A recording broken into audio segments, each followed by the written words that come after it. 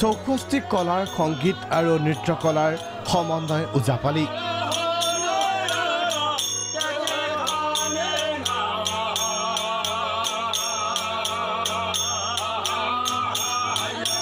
প্ৰাক শংকৰী যুগৰ বহু আগৰে পৰাই প্ৰচলিত ওজাপালিয়ে চহকী কৰিছে লোক সংস্কৃতি বিয়া সবাহ বিভিন্ন ধৰ্মীয় অনুষ্ঠানত ওজাপালি হল চহা জীৱনৰ এক চিনাকি দৃশ্য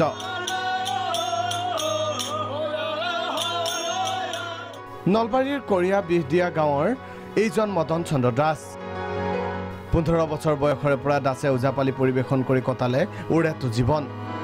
জিলাখনৰ বিভিন্ন ধৰ্মীয় অনুষ্ঠান বিয়া সবাহত ওজাপালি পৰিবেশনৰে সুনাম অৰ্জন কৰা এইজন শিল্পীৰ অনাতাৰ আৰু দূৰদৰ্শন শিল্পী হিচাপেও আছে সুনাম সম্প্ৰতি জীৱনৰ বিয়লি বেলাত থিয় দিয়া এগৰাকী প্ৰচাৰ বিমুখ শিল্পীয়ে 1973 চনৰ পৰা 2016 চনলৈকে সুদীৰ্ঘ 43 বছৰ জুৰি ৰেডিঅ' আৰু দূৰদৰ্শন কেন্দ্ৰত 7 বছৰ ওজাপালি পৰিবেশন কৰাৰ সুযোগ পাইছিল স্থানীয়ভাৱে শিল্পীগৰাকী বিভিন্ন অনুষ্ঠান প্ৰতিষ্ঠানৰ দ্বাৰা সম্বৰ্ধিত হৈছে যদিও আজি কোপতি পোৱা নাই শিল্পী পেঞ্চন